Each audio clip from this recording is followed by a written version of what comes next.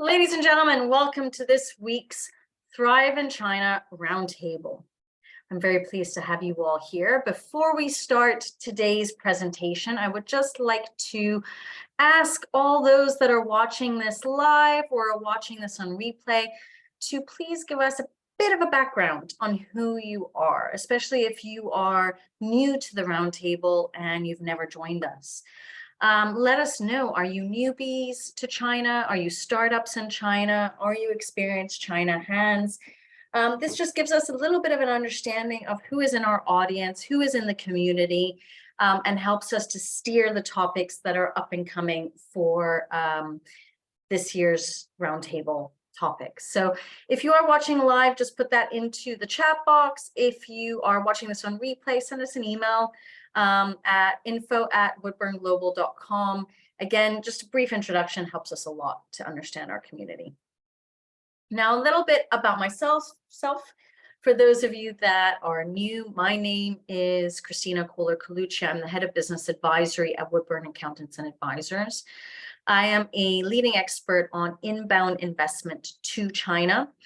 Our organization has its headquarters in Hong Kong and its subsidiary in Shanghai, and we cater to these two jurisdictions. What we do is all of the corporate services and corporate administration that revolves around setting up an entity in these two jurisdictions. So that's everything from the incorporation of a company to the accounting, the tax, the payroll, the corporate governance, the corporate compliance, annual audits, internal operational guidelines, standard operating procedures, anything that is ultimately administrative when thinking about running and maintaining a company is what we do in both of those jurisdictions. We have worked with over 600 international companies on their expansion and implementation into Hong Kong and or China, or even both.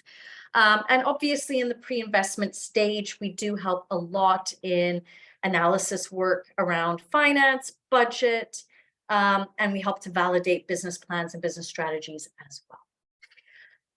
Over the last 20 odd years of doing this job, one of the biggest outcomes has been that in China particularly, the administrative processes have become more transparent, have become more clear, still very bureaucratic, but they have become more transparent. And the beauty of this is that we have created about 8-9 different webinars highlighting what these administrative processes look like, especially in the foundation stage of setting up your business and starting up in China. You can go to our website under resources and you will find these webinars located there, and you can just sign up and watch them free of charge. And if you haven't received a free copy of our ebook, The 10 Biggest Mistakes Companies Make in China, and you are interested in having a copy of that, email me at christina@woodburnglobal.com, and I would be more than happy to send you over a copy. So let's get started with today's topic. Today's topic is about how to choose the correct route to enter the Chinese market. And there is no right or wrong here. This is going to be very much tailor-made to your own organization, okay? So I've given all options, and at the end, I have gone through 3 different case studies, 3 different industries and sectors to give you an understanding about how it's very much an internal company decision in terms of what is the right route to take. But I want to be able to explain to you with these 3 companies how they made that internal decision, what were their pros and cons in relation to it. But before we start, I want to give you the options, all right? Now, I want to simplify it for everybody. Ultimately, there are 3 main options for route to market. 1 is direct transactions from the headquarters, which is very simple. It means the headquarter or a sister company is transacting with clients, suppliers in China. 2, you create a business model where it is a direct localized transactions within China, meaning that You have an entity in China in order to be able to localize those transactions, localize currency, localize communication, okay? In this scenario for number 2, headquarter is just an investor into this business model, okay? So let me reiterate that. Number 1 is direct transactions from HQ. Number 2 is direct localized transactions within China. And number 3 is doing a mix of both, which for me is the optimal structure. You want to have flexibility. You want to be able to have options at your fingertips when doing business in China. Having a local entity can only bring you benefits. Of course, there could be certain cons that outweigh that, so it has to be analyzed. But it can bring you a lot of benefits that people don't necessarily realize when they are negotiating in the Chinese market, okay? So for me, a mix of both is always an ideal, and that's what I see in the majority of my clients. Over 90% of my clients who are extremely successful and have grown and scaled up is that they have used the fact of doing things direct when it was advantageous to them and localizing when they saw that they might miss out on opportunities. So it was using a mix of both jurisdictions and using both transactional models, ultimately. So going through these 3 options. Now, direct transactions from the headquarter. There are a lot of different business models here that you can create, okay? Number 1, you can have direct sales. This ultimately means that you are creating a sales model where you are selling products directly to China, B2B or B2C, okay? In the B2B model, you are probably selling wholesale directly to customers in China. In the B2C model, obviously there are 2 models that can be created. One is cross-border e-commerce, and the second one is then, again, wholesale distribution to companies then in China, okay? So this is direct sales, direct transaction from HQ selling into the Chinese market. And then obviously you have different payment terms, you have different shipping terms, and you have the flexibility around that. The second option is again using direct sales, but in this scenario, you've got sales reps or sales agents on the ground that are representing your firm, and basically have a brochure and are going out, meeting with potential customers and potentially brokering deals.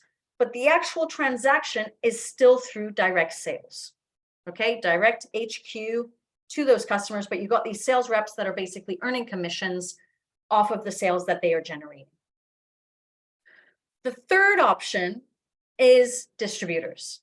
Now, the difference between sales reps and distributors in my mind is the fact that distributors will purchase the goods from you, hold that inventory, and then act as the sales agents to find customers and sell accordingly. Sales reps will never purchase the inventory, will never purchase the products, okay? They are just acting on a commission basis, whereas distributors are buying and selling, okay? Now, obviously, as you can see, there are different pros and cons related to these different models. With sales representatives on the ground, the question always is, are you their only customer? Are your competitors also customers of theirs? Are they really taking your products and going around? Do you have transparency over the activities that they're doing in China? Are they loyal to you? In terms of distributors, if they're purchasing your products, obviously there's some level of loyalty, but also commitment that they want to sell that inventory, okay? In terms of distributors, though, you might have a lack of transparency because they don't want to tell you the end price that they're selling at.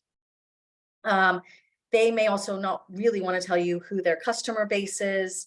There might be a lot of hiding. And ultimately, it's up to you in your master distribution agreement to state what type of transparency do you want with them.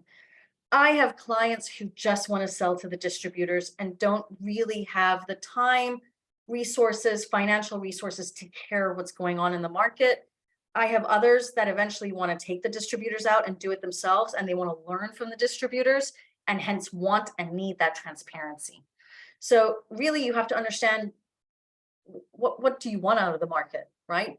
Is your ultimate goal that you become independent in China and that you take control of the market, or are you very happy to just relinquish a certain level of power and give that to the distributor, or as item 4 and 5, to the licensee, to the franchisor, licensor, franchisor, in regards to the activities that they're doing in the market. The only thing I will say is if you are ambitious and you are looking to grow in the Chinese market, then my assumption is if you do have that level of ambition, you do want a certain level of transparency over what the distributors are doing, the licensors, the franchisors, right? You want clarity. You want to make sure that they're not in any shape or form destroying your brand. And I say this in relation to B2B, so wholesale business, as well as B2C, direct to consumer, okay? Your image is something that you have built over time. You don't want that to be tarnished in such a large market like China. All right, so I do think you need to have a certain level of control. And with that control, it means you also need to understand what are the strengths and weaknesses of these partners. So I'll give you an example. We have one client that has actually a sales representative relationship in China, and that's how it started. And over a period of 2 to 3 years, they noticed that their strength was only selling the low end to mid end level of products, and they're wholesale. So they're B2B, they're a B2B business, which does not generate high revenues. It's mass quantities, but actually the real interest is to see whether the high end products are going to be successful in the Chinese market. So their solution then, obviously, was how can we not destroy this relationship, but also be able to attack the high-end products and see if this works. The only way to do that was actually, in their case, what their solution was to set up an entity in China, expatriate one of their technical salespeople from the UK to China to represent the firm as well in sales meetings, and to train also these sales representatives on the high-end products. And it has worked tremendously well. A few hiccups at the beginning because she's female, so that didn't help much in the initial reaction. It didn't also help that it caused a bit of worry and instability amongst the sales rep, but now it's been since October, so over 6-7 months, that relationship has become firm. She's joining all sales meetings, noticing that their strength really is the low to mid-end products, and she is now actually taking care of the high-end sales and explaining those types of products to the clients. But it's important to have that clarity and transparency. Working with a consumer brand and talking to the APAC finance director, they were about to sign a master agreement with a distributor in mainland China who refused to provide the points of sale in China, as well as the price points they were going to sell at. And she openly said to me, Christina, is this good or bad? I said, it's up to you. Do you want to know? Is your intention and your ambition to eventually eliminate them so you cut out their commission and grow? If you do, then you need to learn from them and know what these points of sales are and what their price points are, right? So again, it's a matter of your ambition and what you want to do, and then how you want to actually grow in the market. So these are the options ultimately for direct sales. And again, like I said, there are going to be a lot of triggers that will say to you, it's time to set something up. It's time to actually hire our own person. It's maybe time to expatriate somebody. You have to analyze internally within your own organization what those potential triggers are going to be in order to understand. For every company, it's going to be something different. Are you going to look at sales volume? Are you going to be looking at doing a SWOT analysis with these sales reps, distributors, licensees, licensors, franchisors to understand what are their strengths and weaknesses and what do you need to bring in to make sure that you are increasing the standard of your brand in China? A lot of distributors are excellent in supply chain, excellent in sales, but horrible at branding and marketing because that's not their strength. That's not their day-to-day operation. So the question is, do you bring somebody who's going to be head of marketing or a brand ambassador Or are you going to outsource the marketing then to a media company or things like that? These are the types of analysis you have to look at month to month as you're working with these various partners. And obviously, from points 2 to 5, you're working with partners, which in China, just like quite frankly anywhere else in the world, you have to do your due diligence on them. Okay, make sure you know who you are collaborating with. And now that the borders are open, make sure you are traveling to visit them and to actually physically see what they are doing on a day-to-day basis for your brand. So that is the option 1, direct sales, right? Direct transactions from the HQ. The next one is direct transactions, but localized within China.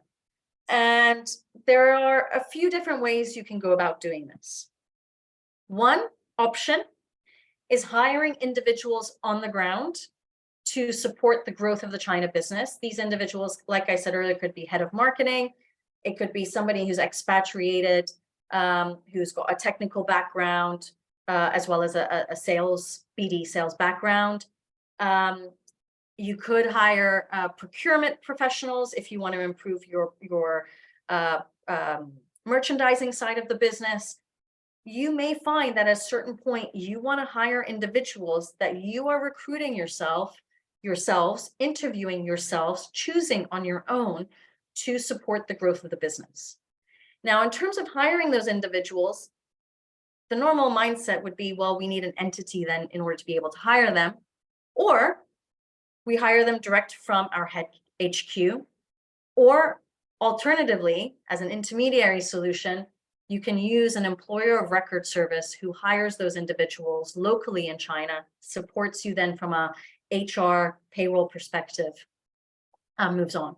Now, if you hire these individuals directly from the UK, you could run into issues where they don't pay their social insurance, they don't pay their taxes, and your mindset might be, well, that's not my problem. They've gone into this agreement and I'm anyway abroad in the UK and the US anyhow, what can they do to me? Well, worst case scenario, they can take you to the Labor Bureau and labor arbitration and file a suit against you, file a suit against your HQ, right? Alternatively, you can set up an entity, which is point 3. You can register a company in Hong Kong. You can register a company in China, depending on where you're planning on hiring these individuals. We have people hiring in Hong Kong. We also have people hiring in China, and we have people who are hiring in both jurisdictions. Usually, from a strategic standpoint, Hong Kong is chosen for individuals that are already residing in Hong Kong. For individuals who don't have just a China role, but an APAC role, they will usually be based in Hong Kong. And China people, registering a company in China would be really for people who are going to be based in mainland China, okay?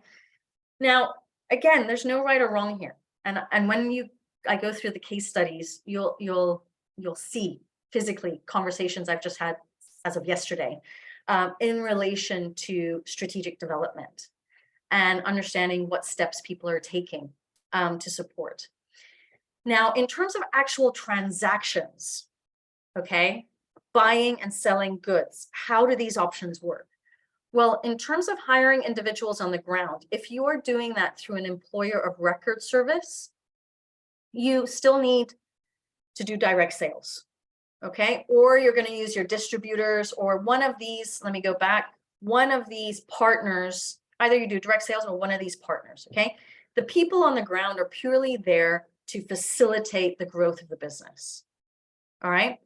Alternatively, you can register a Hong Kong company that will physically do the trade transactions, or you register a company in China that then localizes these transactions with suppliers, with customers, issuing invoices in renminbi, issuing fapiaos, etc. Okay. Again, depending on what your business model is, are you procuring goods in China? Are you selling into China? Are you providing services into China? What are you actually doing in terms of your business scope will dictate ultimately what is a better model in terms of Hong Kong or China and or both, okay?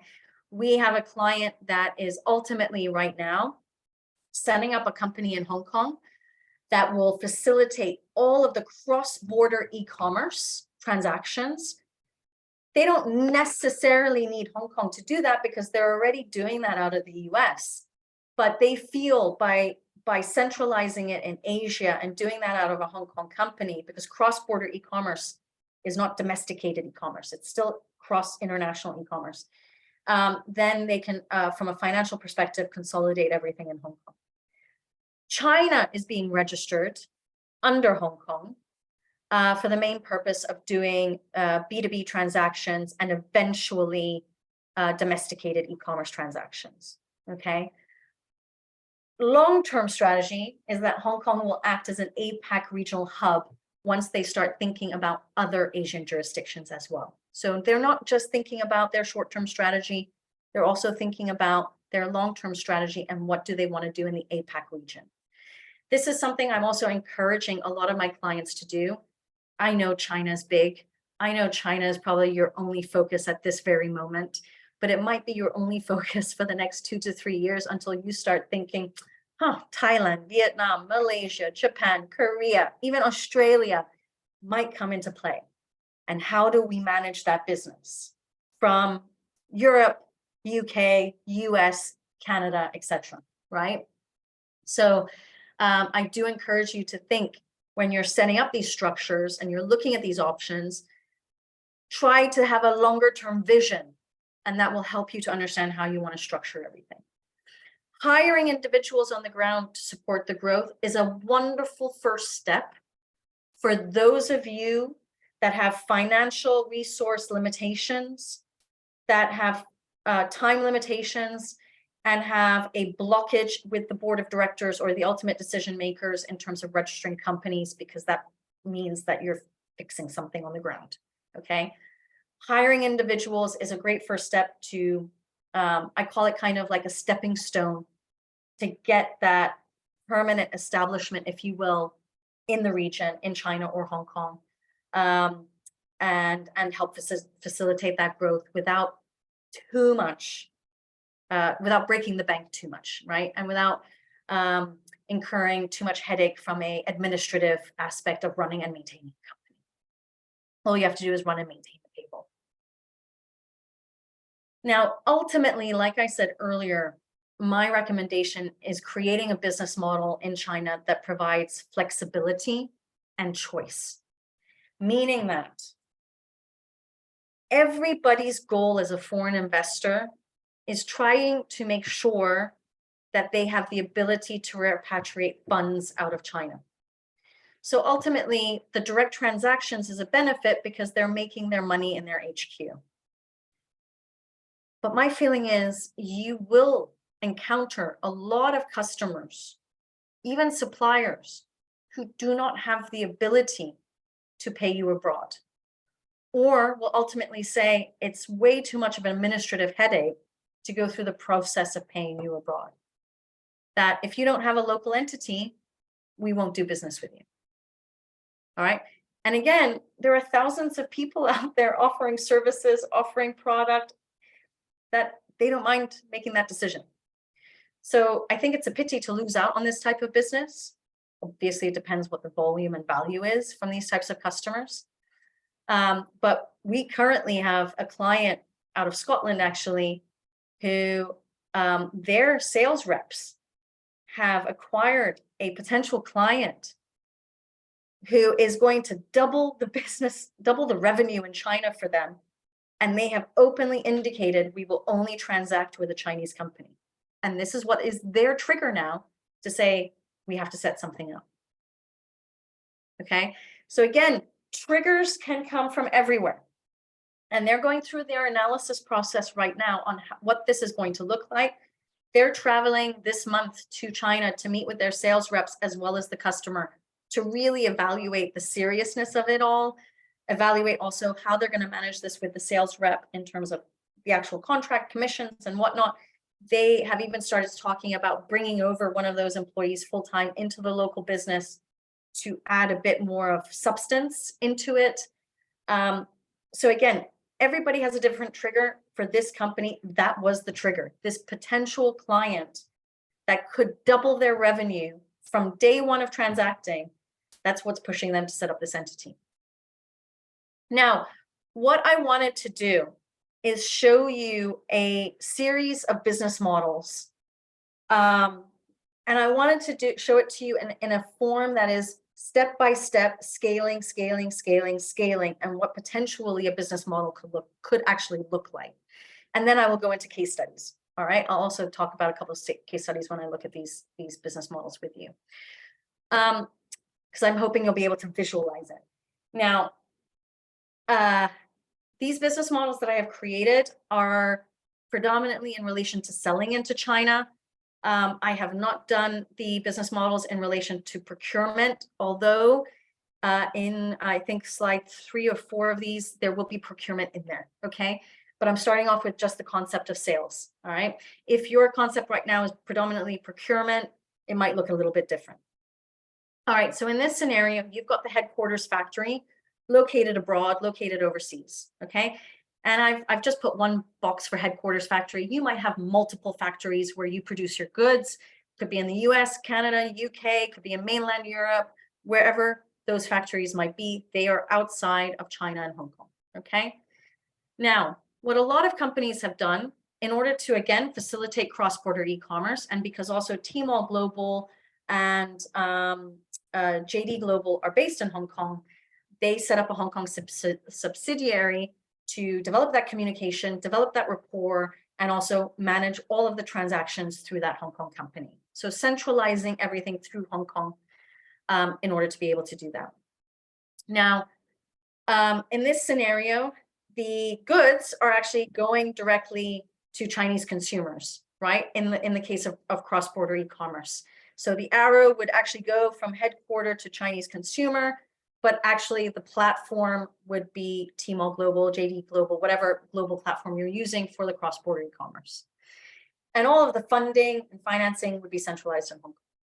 If you're doing B2B, then you are shipping containers of product to China via Hong Kong. Your distributors are transacting with your Hong Kong company. Import agents, sales reps are all transacting with your Hong Kong company. And those individuals are transacting with Chinese consumers. The purpose of the Hong Kong company is ultimately to have something on the ground in Asia. And ultimately, if China is not your only market, it's also then to sell to other APAC customers, right? Hong Kong has a dual function. It's not purely for China. It should not be purely used for China. It should be really used if you are APAC China orientated, okay? And there's a lot of reasons for this in terms of tax optimization. You'd be better off there than you would be if you just worked with a Chinese entity, okay? So I hope this clarifies. This is just one option, okay? The second business model is that you have now suppliers, you've got APAC customers, you've got China distributors, and you might say, I want to have an entity in China. I'm not ready to commit to setting up a limited liability company. I just want a liaison office that handles liaison work. Could be liaison with suppliers, liaison with customers. So I'll go ahead and set up a rep office. Now I've put this in here because a lot of people are doing their own research, their own Google research, and will come up with rep offices everywhere because that's what happens when you do research on your own. And I just want to clarify that this is an extremely old-fashioned type of business model. Rep offices are becoming obsolete. You can create much more tax-efficient structures by setting up a limited liability company versus utilizing a representative office. But I did want to highlight this here because historically, this is what was done, okay? If you wanted people on the ground in China, you set up an RO and they would liaise and do the communication locally, but all the physical transactions would be done directly with UK, in this case, UK I put as an example, or with Hong Kong. All right, so that's another option. Now, let's add on to it. I forgot to take out the rep office in here, but next option is setting up a limited liability company in China, okay? There are a lot of Chinese suppliers who don't have export licenses meaning that they cannot then sell product to you abroad. They would have to go through an import-export agent or through your own entity in China in order to be able to domesticate that transaction.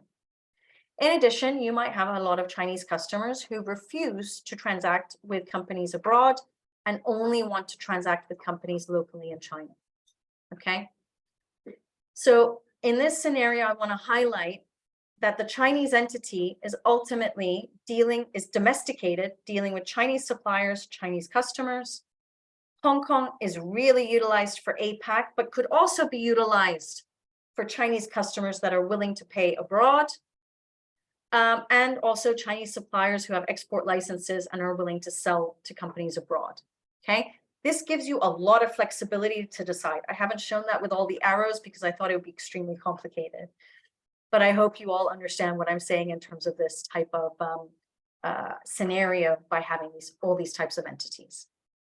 And obviously Hong Kong still manages the cross-border e-commerce if that's the case. Now, in the last slide, I want to highlight investors, because this has been particularly a trending discussion in the last 3 years with COVID. A lot of organizations are looking for investors. A lot of them make the assumption that they're based in China. That's not necessarily the case. I have put China in this diagram, but you could also find excellent investors within the APAC region that could support your China business, okay? And that have connections in China as well. For example, if you are in the F&B sector, there are a lot of very large Thai-owned organizations that are investing in F&B brands, not just for China, but for APAC in general, okay? So I wanted to add this in here in terms of if you are thinking eventually about having investors, how would that work?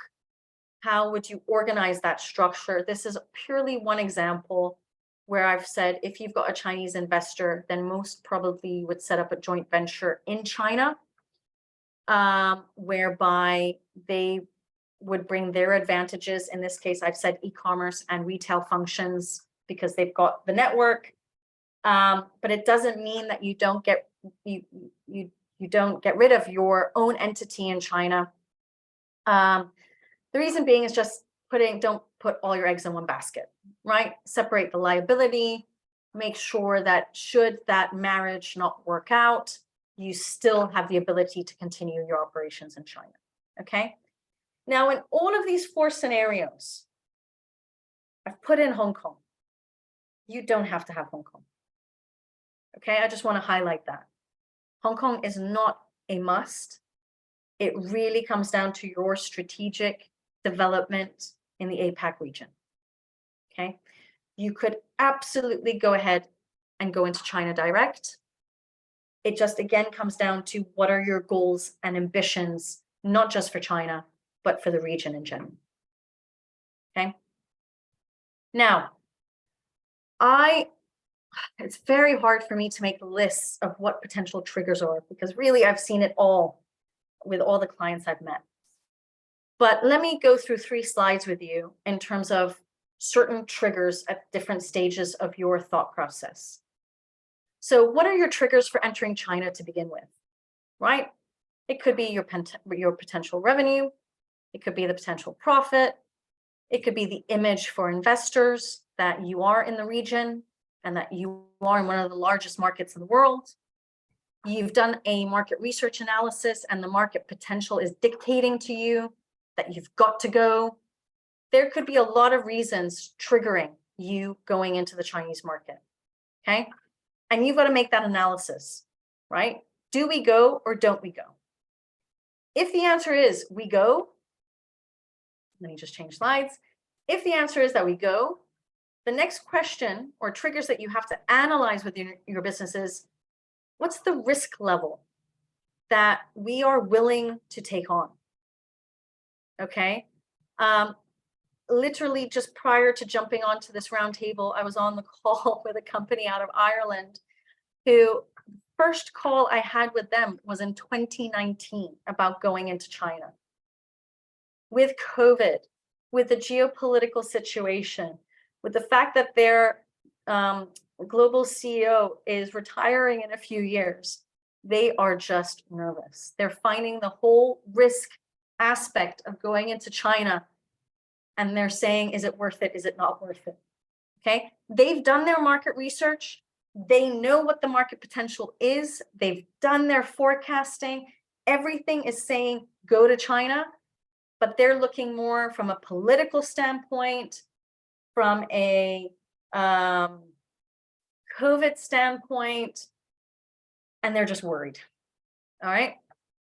The next aspect you have to think about is commitment level. How much commitment are you willing to make in the market? That dictates ultimately, do you do the transactions direct? Do you start off with distributors and third parties, which I always think is a great learning curve. I don't think people should miss out on that step. Use those partners to learn how transactions are done, understand what volume value of business is coming. And if you've got a very transparent relationship with them, understand points of sale, help to understand consumers. It's a great learning curve using those partners, okay? So use that as a stage one, ultimately. Then if you need people on the ground to support that business, or ultimately then setting up an entity is your full-blown commitment in the market, right? So it really depends on your commitment level. Are you content just delegating everything, or are you required and you want to have full control of the business? The third one is obviously your financial resources. What investment capital do you have readily available to support a startup in China and to support the growth in China? And you need to have a certain level of financial capability. If you don't have that, you can't set up in China. You'd have to outsource and work with partners in order to be able to facilitate everything, okay? So you've got to look at your financial capabilities. The next two questions for me are also big triggers. The interest that has come to your brand and who has reached out to you already. I just mentioned earlier a case of a client in Scotland who their sales rep has approached a potential customer who has basically said, the business we'll do with you will double your revenue, but we want you to have an entity in China. That will force you to have an entity in China. Okay. So who has reached out to you already? What have they said in terms of being able to transact with you? And what other interest is coming in to your organization, right? I have spoken with a US company who's, they have one supplier, a global supplier, who is dictating to them where they have to set up around the world. And basically, this global supplier is saying, we want to localize in every jurisdiction. So if you want to buy our inventory in China, you have to set up an entity in China. If you want to buy inventory in Hong Kong, which caters to the rest of APAC, you got to set up an entity in Hong Kong. If you want to buy inventory in Europe, you got to set up an entity in the Netherlands. So they are being dictated by a supplier, a global supplier, where they have to set up. Doesn't matter about risk level, commitment level, financial resources. If that supplier is telling them where to go, they are going. Okay. And I've kind of told them, okay, let's do a timeout, because now you've got a certain level of a structure where you've got to look at your global taxation, and let's look at the proper way of structuring your global business, not just Hong Kong and China. All right. So, you know, they haven't even had time to think about that because they're being dictated by the supplier. So again, analyze, what are your customers telling you? Do you need an entity in China? Are you going to lose out on bids or contracts if you don't? What are your suppliers telling you as well, right? That will dictate.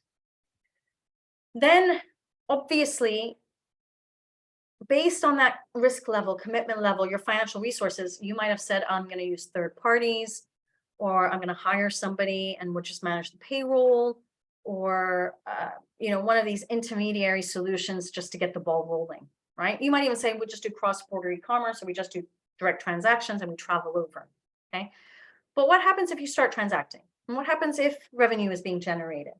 What are your actual triggers for scaling up?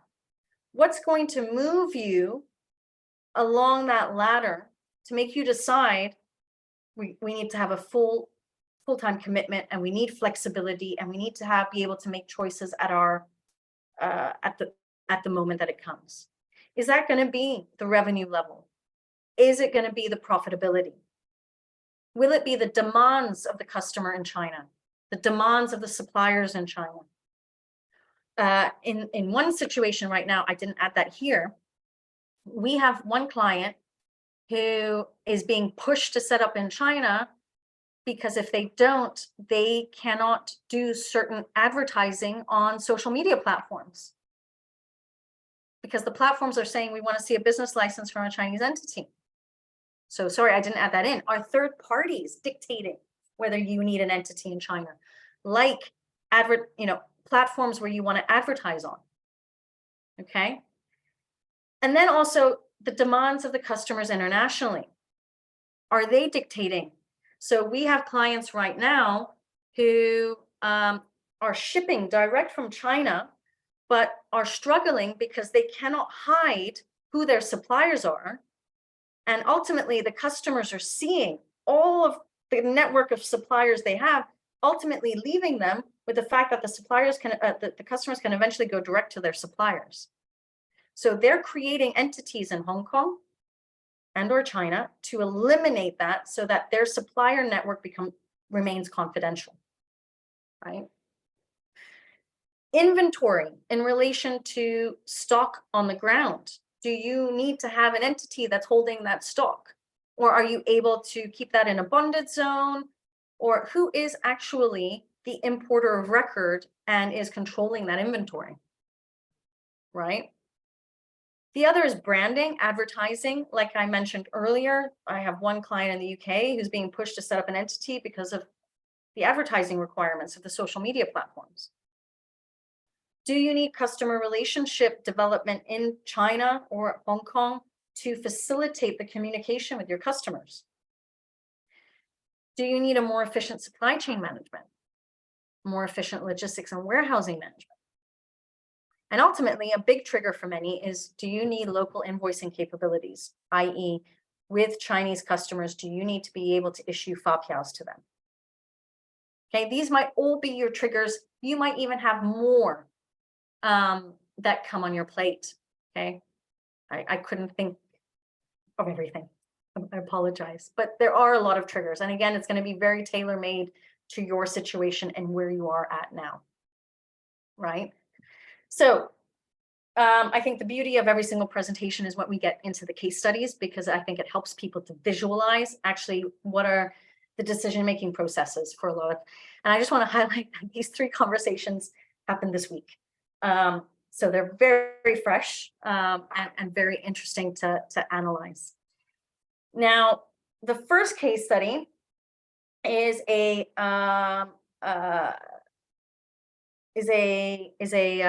recruitment and headhunting company. Okay. What they have been doing so far is that they are based in Europe. They are full Chinese experts. They are acquiring foreign invested companies as their clients who are looking to recruit locally in China as well as in Hong Kong. Mind you, they also do other jurisdictions in APAC as well as Europe, but China is their largest revenue jurisdiction. So they're acquiring APAC and Chinese customers from abroad. The service agreements and the invoicing is also done from abroad. So regardless of who they're invoicing, whether it's a Chinese entity, a Vietnamese entity, or German entity, a UK entity, they're doing it from their own jurisdiction abroad. The good news is that no customers have complained thus far, and they do have recurring customers. So that's great. The bad news is that as they have been scaling, they have been limited because customers in China and APAC are not happy that there is no local office. For number 1, invoicing reasons, and 2, for customer relationship reasons. Okay. Now, in addition to that, they have built a team in China where they have 4 staff, all on freelance agreements. And so far, this has worked. No complaints whatsoever. They haven't gotten themselves into trouble. They are fully aware of the grayness around freelance agreements. But now they've run into an issue. And that issue is that a key team member, so one of that four, wants to be hired full-time and wants to be hired properly in order to receive the full social insurance and housing fund in China. So their trigger is actually this key team member that they really don't want to lose. Okay. In addition to that, for some time now, they have been thinking about hiring a sales BD manager in China to acquire smaller projects and deals that they know will require service agreements and invoicing to be done locally in China. And that will have to then be done through an entity in China. The issue for them is that they don't really know what type of revenue this is going to bring in. And they don't really know then whether it's worthwhile hiring somebody without really fully knowing what's the potential of this small business. We say small because at the moment it's zero. They don't know what the potential could eventually be. And they haven't really done proper research, but I also know from their industry it'd be difficult to find out what that potential revenue might be. Now, they know that in order to keep this key team member and also to bring probably a little bit more stability or sense of stability and also team building amongst these four employees, it would be better to have an entity in China because freelancing can be a hassle and there is a risk. Okay, if you have a falling out with that individual, you never know if they're going to take you to the labor arbitration committee to say whatever they want to say because they want to earn more income. All right. The advantage of this company right now is the China, I said profits, the China gross profit outweighs the China costs. So profitability would be immediate. They're not worried financially in terms of the financial resources needed to set this up and to maintain it. Okay. That's not one of their concerns. And I wanted to highlight that in this example. So really the biggest trigger is key team member and potentially adding a revenue source. Now, the outcome of the discussion was that step one, they would use an employer of record company. So a PEO, it's a professional employment organization, to hire the one full-time staff to make her happy and to give her stability in China. For the other three members, they would continue the freelance arrangement just because they're not sure really of the growth of what they're going to offer to the business, right? Step two, they want to understand the time resources involved by HQ to manage the operation in China. So that is a homework piece that they are going to be doing now, understanding what it takes to operationally manage a company in China. And they've joined pretty much all of my roundtables and previous webinars where they're going to analyze who in the HQ will be responsible for what to manage the operation in China and how will that affect their individual time allocation. Financial resources are available. So actually they could green light this project immediately in terms of employer of record, as well as setting up the entity. And for them, the main issue is for the smaller projects. What is the forecast? Again, that's a homework piece now for them. Do they want to hire a BD person, salesperson, and what type of revenue are they projecting by acquiring these smaller projects? For them, they're going to use 2023 to evaluate step 2, step 3, step 4. And step 1, they will probably start after the summer holiday to have a clear second half of the year to allocate that and update their budgets as well. So this is how they've made their decision planning. Okay, they were doing direct transactions forever. Okay, but now it's come where an employee has said, if you want me full-time and you want me to stay, I need to be employed full-time. And I want my social insurance and housing fund allocations. That's been their trigger. Okay. Now, case study 2. I have to remember what company this is. Oh, so this was the company I already highlighted. So case study 2 is a US company. They have a supplier globally who is dictating to them where they have to set up entities. They have never ever needed an entity in China. They have been distributing into China, but direct from the US. Okay. And very, very, very minor transactions. So he's even said it hasn't even impacted our P&L, not even worth discussing. All right. So nothing actually to do with China. This global supplier has basically said, we want to localize all of our jurisdictions. If you want to buy from our entity in China and buy that inventory, you've got to set up in China and we have to localize that transaction. Same for Hong Kong, and they're doing all of this at the same time, Netherlands and a bunch of other jurisdictions as well. Okay. At which point we've said to them, you really need to look at this from a global perspective, a global structuring perspective, global tax optimization perspective, to understand how are you going to create these structures and ownership, etc. Right. But basically for them, they've got no choice and they don't even have time to make the decision because there is inventory that they need to purchase. And already they got a shock when I said it's going to take about 3 to 6 months to set up the entity, including bank account, because they're in a rush and it's been all dictated by their suppliers. Their customers are already built. Their distribution network is already built. So that's not an issue for them.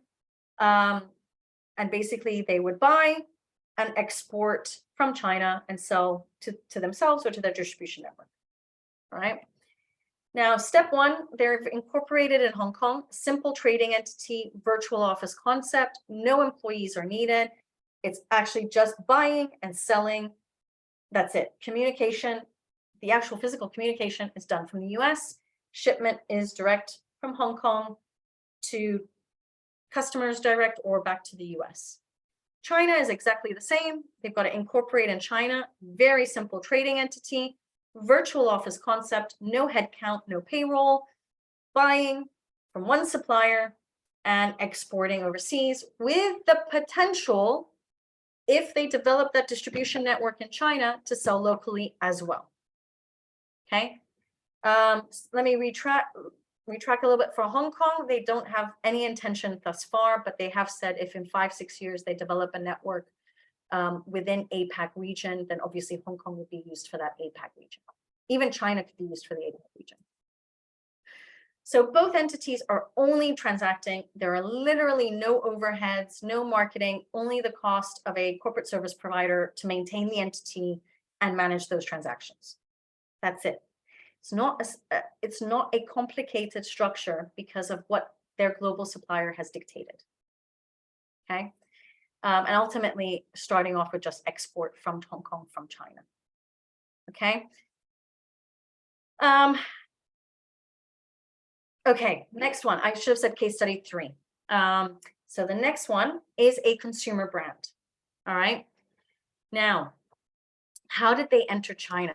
They entered China about 10, now it would have been 15 years, but at the point of when I spoke with them, it was 10 years that they had entered China, because actually they had been contacted by a foreign-owned distributor in China. So a foreigner who had his own distribution company for their sector, who had existing clientele in the same industry, approached them and said, could I be your distributor for the Chinese market?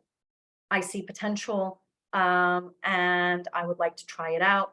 He tried it out. It worked solidly for 10 years, to the point where this distributor in China had opened up for them a retail flagship store and managed it, ran 3 e-commerce stores, and actually had 2 full-time employees working purely on this brand.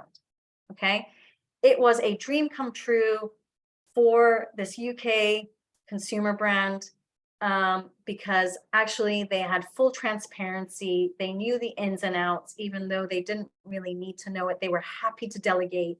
It was making money, and this distributor was purchasing product off them and managing everything. And they would do about 3-4 visits a year just to make sure that the quality of the brand was staying there. And obviously they came also out of curiosity to know who their consumers were, and have a bit of an understanding of the market. Now, the dilemma for them, the trigger for them, was that the distributor decided to retire. Had hit a certain age, didn't want to sell his business, just wanted to close it down and retire back to, it was a US guy, retire back to the US. So then now what, right? What does this consumer brand do who's been in the market for 10 years? Their options were, do we find a new distributor to hand over the business, but then we have to start the relationship from scratch? What happens to not only these 2 full-time office staff, but also the staff in the flagship retail store? What do we do with them? Can we pass them over to the distributor? But actually then ultimately, if the distributor is not based in this city, will they open up the flagship store somewhere else? Or could they even manage that flagship store? It just got very complicated when they started discussing finding a new distributor, doing a due diligence on this new distributor, that they ultimately said, actually, we have transparency, we have clarity. Why don't we set up our own entity and transfer everything in-house? Okay. And because over 10 years, the business had actually, the China-related business had become profitable, they had financial resources capable to make this type of investment. All right. They had certain stipulations, though. They wanted to be able to take over the employees.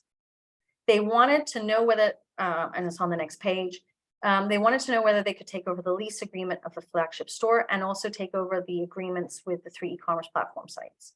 So that was homework that had to be done to understand whether this was actually doable. Okay. And ultimately, their biggest mindset was, this is fantastic. We can eliminate the commission from the distributors, right? And earn that as part of our margin. So the outcome was that everything was feasible. They incorporated an entity in China in the same city as the distributor. The reason why they chose the same city, even though it was not the best location in all of China, in my opinion, as a consumer brand, was because they were able to take over the 2 staff, which for them was invaluable. And those 2 staff didn't want to leave that city. Okay. If it would have been me, and what I had suggested to them, I said, from a flagship retail store and calling it a flagship retail store to be in this tier 2 city, for me, doesn't make sense. I don't think it's a strategic idea. I would actually cancel that lease agreement and set up in a bigger tier 1 city. But for them, that was too high level of a risk. Okay. And everybody has different risk levels. So in this scenario, they took over the staff who were in the city. They took over the lease agreement of the flagship store and kept that running through. They took over the e-commerce agreements of the 3 platforms. They bought out the remaining inventory from the existing distributor, and then they ran the business like the distributor. Now, in the meantime, over the last 5 years that this has all happened, that flagship store has now been closed. There is no flagship retail store, and they're purely focused on e-commerce agreements. They had a lot of hiccups taking over the business because they had been growing considerably and they had underestimated their growth in their budget and forecasts. Where in their first year of running the company, when they did the 11/11 campaign, they didn't have enough inventory on the ground to support the business. And I believe within 2 hours of the e-commerce platforms being open, they had to shut down because they just had no more inventory left. It's a good problem to have, guys, but it's still a problem that they hadn't anticipated, hadn't done the proper forecasts on, and ultimately didn't have enough inventory on the ground. And by the inventory came, 11/11 was over, and they had to start fresh then for the new year.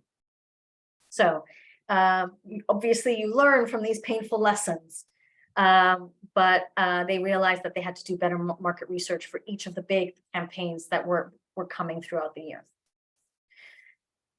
So that's what they did. Now, again, it was very hard for me to put this presentation together because there are so many different types of routes to market. And like I said, it really comes down to the individuals within the headquarter and what risk levels they want to take, what commitment levels want to take, their fear of China to a certain extent, and is it all worthwhile? Okay. Now, the question, is it all worthwhile? I am biased. I can't really answer that because I see everything as an opportunity in China, as long as you have done your research. Okay. When you are managing these China operations, again, I am ambitious. So I assume that everybody else is ambitious and they want to grow in this region and they want to grow in this market. Having transparency and clarity with third parties, understanding what standard operating procedures should be created, that you have this transparency and clarity, for me are vital. Okay, if you just want to delegate, by all means, you can do that. I don't think you're going to grow necessarily to how you want to grow and potentially in the speed that you want to grow at. So I want people to understand that they have to do their homework and understand what their ambitions levels are and make sure they create these guidelines and operating procedures that they follow through and know what their triggers are going to be to take next steps. So that's the end of today's presentation. As usual, I would love to hear what everybody's biggest takeaway was. There is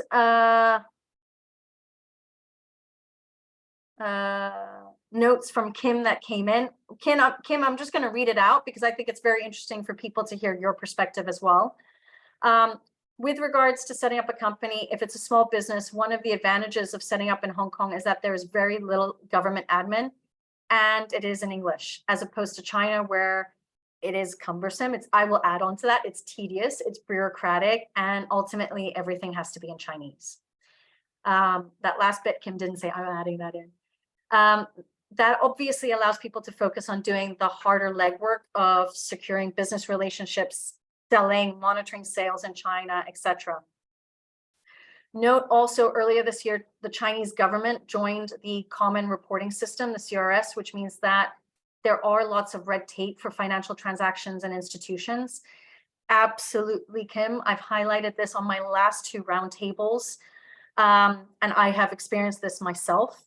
The banking transactions in China have become much more stringent in terms of additional paperwork that has to be submitted to prove the types of transactions that are being asked for. And I need people to be aware of that because it is tedious, and it just means that you are required to be even more organized in terms of your paperwork.